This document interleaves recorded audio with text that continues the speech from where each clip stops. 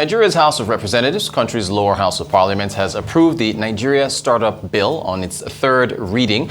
This information was released precisely a week after the Senate passed the bill and sent it to the House of Representatives. The bill has now finished its round in the National Assembly after passing the third reading in the House of Representatives and has been concurred upon, and all that's required now is for President Buhari to sign it into law. Joining us to discuss the bill and what it means for the tech ecosystem in Nigeria is one of the architects of the bill, Oswald Osaretin Guobadia, who is an entrepreneur and senior special assistant to the President on digital transformation. You're welcome. Thank you so much very much for joining us. Great to have you. Look, as far as, can you take us through what it was like working on the different parts of the bill with the private sector, being a liaison, I guess, as part of the government? So, I mean, that was the exciting part because, the way this came about was more, what should we do? What are the issues? So we basically had a meeting with the, when we started our term, had a meeting with the private sector folks in the tech ecosystem saying, what are the things we need to work on? And one of the first things that came, or one of the things that came together from a number of different issues that were raised, there was legislature, right? The need for legislature to help create the framework, to help to create the enabling environment for these businesses to thrive. So that's how it came about. And we quickly formed, a core group of people, and you see the names on the website, geographically represented, people doing business all over the country to put together, the startup bill. Great stuff. There's a saying that too many cooks spoil the broth or whatever, right? I guess, the bill's going to get to this stage. Someone will have an input, some other person will have an input. Was it a smooth transition, or was it challenging to have some, this core group you're talking about with different ideas, getting it passed through? What was there any challenges at that particular part? So, interestingly enough, the process in which the bill was developed is something we call the big tent approach. Okay. And if you would picture a circus tent. I hate saying the word circus; it just makes it seem right. It's comical. But a circus tent, and if you imagine a circus tent in your mind, there's no door, right? What you have is a pitched tent, and you have a number of poles holding up the tent, right?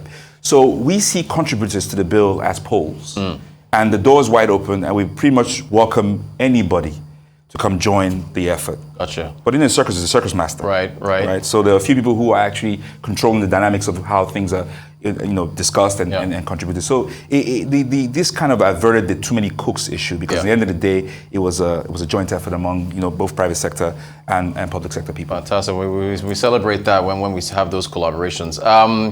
As far as the critical points of the bill that you want to see addressed, what are they? So, broadly we say that we want the bill to create an enabling environment for tech ecosystem. Okay.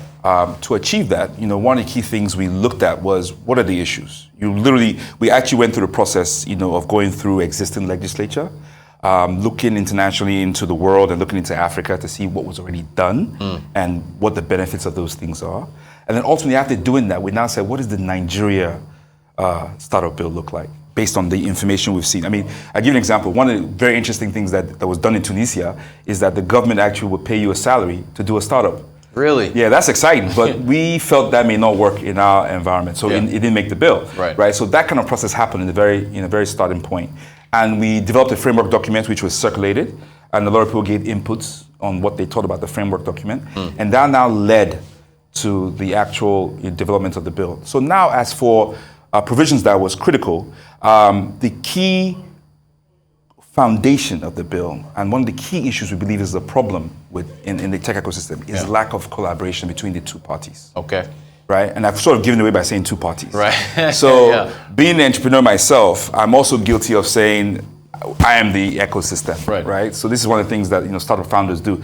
Ecosystem is us. That guy has his fintech, he's agri-tech, health tech. We are the ecosystem. Yeah. And we tend to forget that the ecosystem is actually made up of both the practitioner, which is the value creator, and also the policymaker. Right. So when you want to develop a healthy ecosystem, you have to have these two people collaborating and engaging. Now, if you take that premise and apply it to every single issue that you've had, you will see that there's a lack of understanding, there's a bit of ignorance, there's generally a lack of engagement and lack of collaboration. Yeah. Right? Because, in essence, what a startup founder may call disruption, which is fantastic. Yeah. Every time you hear disruption, you think something positive is about to happen. Right. To the policymaker, could be seen as displacement. Okay. Right? You've changed something in the economic interaction, economic, basically change something, Yeah. which has most likely a negative effect. Now, as a policymaker, you're going to see that negative effect and want to fix it. Right. So you take action, right? And it's quite possible that your action is now Will not be seen as right. So that keeps happening over and over Gotcha, again. But gotcha. we never take the time to understand this dynamic of disruption versus displacement. But what will balance this out is a conversation. Gotcha. A collaborative engagement conversation where you now say, look, I have disrupted this, but over the next 3 years, this is a new value that will be created. Right. And then there may be a bit more of policy making that drives innovation or pulls innovation or supports innovation. You have a different perspective or a different outcome, we should say. Hey, thank you for that breakdown. Appreciate it. It clears things up. How much time are you allowing for this to seep into the ecosystem and take effect? So I mean, president has to sign it. Yeah. And then so beyond that, yeah. Yeah. So, I mean, I understand that question, but what's quite interesting about the process so far is that there's so many learnings that's already happened. Okay. So the impact of the bill is already happening, right? The bill, the act, the law, a policy is just paper. Right. What gives it energy and gives it usefulness is people, right? So what is critical now is that we're now having the conversation around who makes up the ecosystem, like I just discussed. Yeah. So that's now understanding a lot of us are hearing, and now being on the station now, more people are going to hear it, right? And the fact of how the bill was developed, the collaborative nature of the bill, is now giving us a new view on how to develop bills going forward. So that's already having the impact. So we have impact on how to develop bills going forward, the engagement model. We have impact on a better understanding of what the ecosystem is, how the ecosystem is made up of, right? And then obviously, the impact of the bill will be felt at implementation, which is very critical. So the two things that are manned right now is implementation. How do we implement this bill? And we've left that open to get better ideas based on what's in the document. Okay. And then also state adoption, which is also very critical. Yeah. I'm glad you mentioned that because you preempted my next question. So, 36 states, we know where Lagos is as far as its adoption with tech and entrepreneurs and startups and so on and so forth. How are you going to leave it up to the rest of the states to get that state adoption to go through? Is it going to be decentralized or will you be part of that? How's that going to work? If there's such a thing as centralized, decentralized. Right. So what we have is that we're driving an initiative. We've been driving an initiative with states. So as far as states is concerned, Kaduna is way down the road already. They've started the process. Oh, okay. Lagos announced a couple of months ago. Edo State is looking at it. Ekiti State is in the process. Anambra has started conversations. So a number of states are very interesting, right, to get this done. Yobe has announced. Okay. Zamfara is setting up a meeting to start discussing. So states, and this is the part where we say people are involved. The question is, why is your state not adopting the startup bill? Aha. Right? Gotcha. Kaduna, for example, the local ecosystem, local tech ecosystem, got that process started. Okay. Right? So if you are sitting in Enugu, you should be asking, why don't we have hashtag Enugu adopts NSB? Gotcha. Right? Why don't we have it for Sokoto? Why don't we have for Kano? Right? You should be driving that internally. So it doesn't have to come from the top. It should be within those states where that drive is coming from. Let me tell you why. Yeah. So I would mirror this to a country we always like to talk about, right? United States of America, fantastic. Of course, right? yes. Great place, nice, lush greens. What you will find is, I will ask the question, why is it that Miami is not competing with the Silicon Valley for business? That is a great question. Right? Yeah. Why is Austin now seen as a startup destination? Yeah. What is Silicon Alley as opposed to Silicon Valley? Right. Is it because there's an infrastructure deficiency? No, because those countries don't have infrastructure. I mean, the countries those states all have the same infrastructure. Right. Policy is what makes a difference. So there's a balance between the infrastructure you have and the policy. So every state is going to go ahead and start developing infrastructure and make sure they build out the infrastructure. But what's going to win the competition is the policies that are put in place.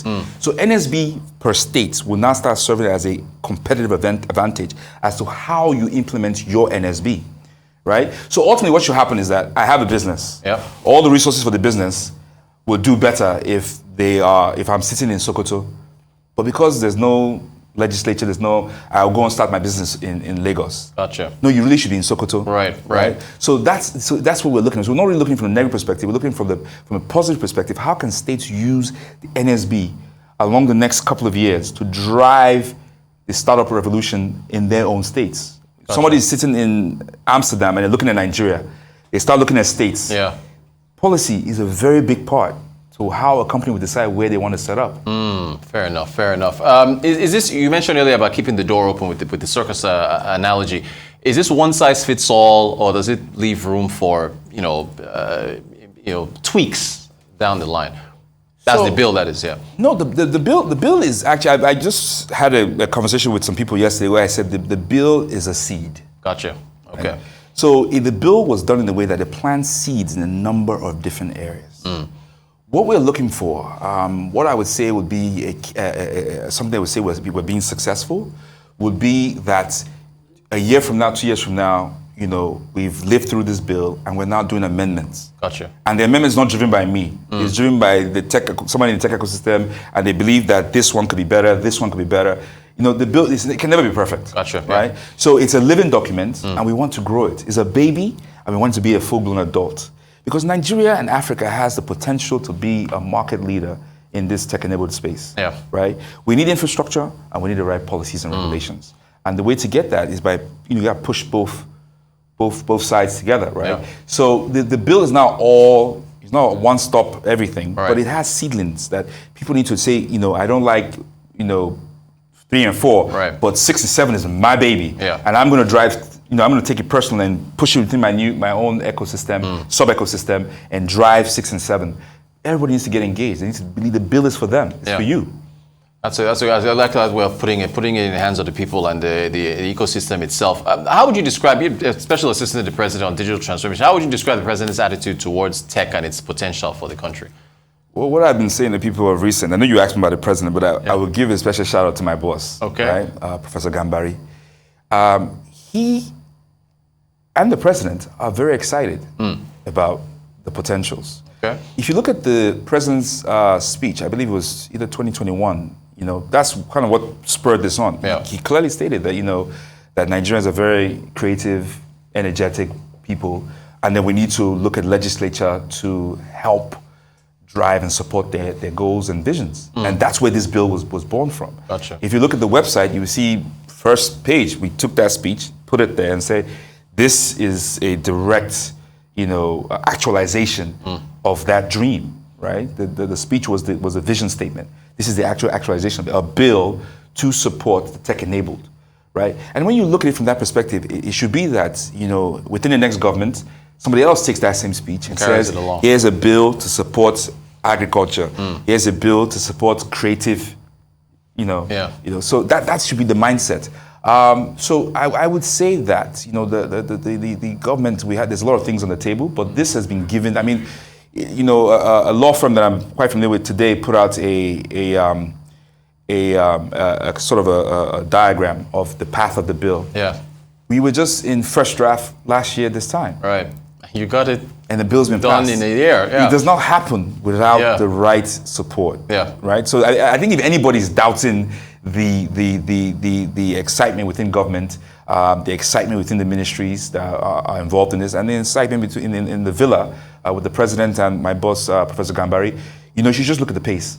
That's all I say. Bills don't go this quickly. Right. That's been celebrated, how fast it was put through. Just a couple minutes to go. What's your outlook for the tech ecosystem for Nigeria? What's high priority? Broadband, 5G? How do you see things just playing out? It's exciting. Yeah? It's exciting. It's a great time to be a Nigerian African right now. Yeah. We have everything. we have the resources two-legged resources from just smart, young, energetic people. There are a lot of initiatives that are being out there to help with the infrastructure. Infrastructure is important. And then the policies and the regulations. I think once we all start getting involved in that process, we'll understand that you can't, there's no, and I said this just yesterday, there's no ecosystem internationally that we admire as the Wild Wild West. Right. Every single ecosystem is supported by policies and regulations. Usually you just don't feel it. One thing about Nigeria we know is that we feel every beat and bop, and so one regulation, you feel it in your house in Ikeja. Yeah. But in America, it gets graduated to you, right? So that's the thing that's what's exciting, because we're in a place where one man can walk in a room, sticking hands in the pudding and change things, right? We're still at that phase. So that's what makes it exciting. It shows that we can all participate and we can all make the change that we want. I have to ask you this right before we go, only about 30 seconds. It's really good that we have a private sector person like yourself in government doing this. You want to, I mean, with the next administration, you want to stay in government and keep helping from the inside, or be in private sector and help on the outside? What's the path? What I would say is that we need more private sector people in government. Right. Personally, I mean, this is not really about me. Yeah. I was just inquisitive. Gotcha. So what's happening in government? Let me go learn about government. I've been in an amazing school. I've spent about 24 months now, and I've learned so much. Yeah. I would say it's critical to get that balance. Yeah. You know, because there's something about the private sector way of getting things done, and applying to how government does things, and you get different results. There's some amazing people in government.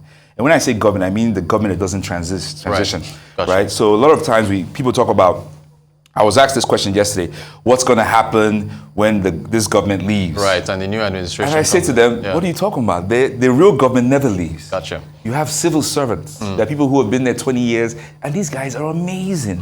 Right? There are really some really amazing people that are doing the work of moving this government along.